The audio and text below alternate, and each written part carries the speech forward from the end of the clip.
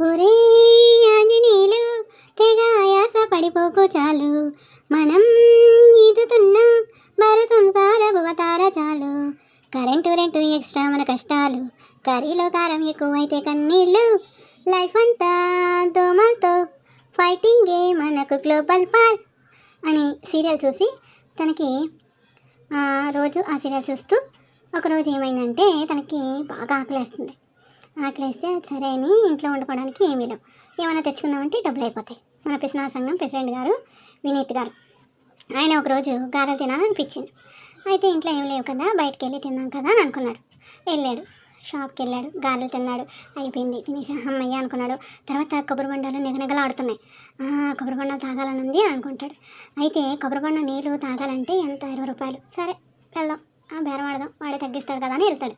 కొబ్బరి బండ షాప్కి వెళ్ళి ఇలాగని అడుగుతాడు, కొబ్బరి బండ పట్టుకొట్టివరా అని అడిగితే 20 రూపాయలు అని చెప్తాడు. 20 రూపాయలా, 15 రూపాయలకి ఇవ్వచ్చు కదా అని అంటాడు. 20 ఏళ్ళు కొంచెం డిస్కషన్ అయిన తర్వాత వెళ్ళు పక్క షాప్లో అమ్ముతారని అంటాడు. సరే అనేసి కొద్దిగా ఒక 60 మైళ్ళ దూరంలో వెళ్తాడు. 60 మైళ్ళ దూరంలో వెళ్తే 15 రూపాయలకి వస్తుంది. 15 రూపాయలు, ఇదేదో బాగుంది, 5 రూపాయలు తగ్గింది, అతను అడిగింది ఏంటి మనం అడిగిదాం అనేసి మళ్ళీ బేరం ఆడతాడు. 10 రూపాయలకి ఇవ్వచ్చు కదా అని. బాబు మేము తెచ్చుకునేదే ఆ రేటుకి, నేను 1 రూపాయి కూడా చేసుకోకపోతే ఎలాగా అని అంటాడు. నాకు తగ్గించంటే వెళ్ళి బాబు ఇంకో 60 మైళ్ళ దూరం వెళ్తే తగ్గిస్తాడంటే సరే ఈ చెప్పినట్టే వెళ్తాడు. అది ఒక్క బోండం కోసం సరే అనేసి వెళ్తాడు. వెళ్తే అక్కడ ఎంత, 10 రూపాయలు. 10 రూపాయలు, 20 రూపాయలు ఎక్కడ, 10 రూపాయలు అయితే మన కష్టం వృధా పోదని చెప్పి ఇంకొంచెం దూరం నడుస్తాడు.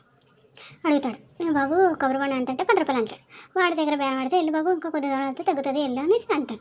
అనుకుంటాడికి ఇదేదో బాగుంది కదా అని చెప్పి కొంచెం దూరం నడుస్తాడు. అయితే ఎంత బాబు అంటే 5 రూపాయలు. 5 రూపాయలా, 20 రూపాయలు ఎక్కడ, 5 రూపాయలు ఎక్కడ, అప్పప్పప్పా అనేసి ఆలోచిస్తాడు.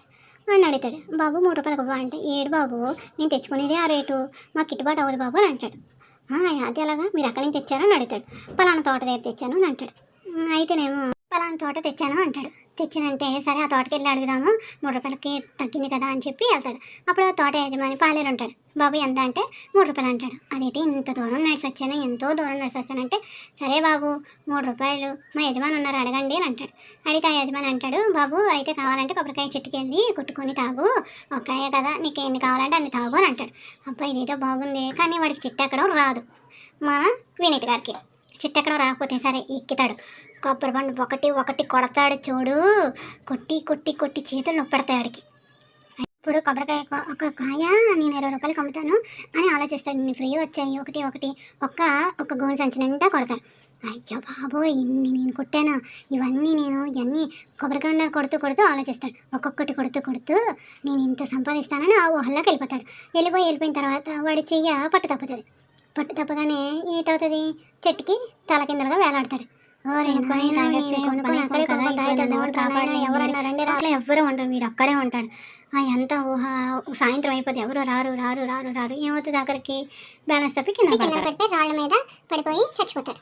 ఆశ ఉండొచ్చు కానీ అత్యాశ ఎప్పుడూ ఉండకూడదని మనకు అర్థం. ఏంటి మనకి దురాశ దుఃఖానికి చేటు, అందుకే ఆశ పడచ్చు కానీ అత్యాశ పడకూడదు. ఆలోచించారుగా? మీకు నచ్చినట్టయితే ప్లీజ్ లైక్, షేర్, సబ్స్క్రైబ్.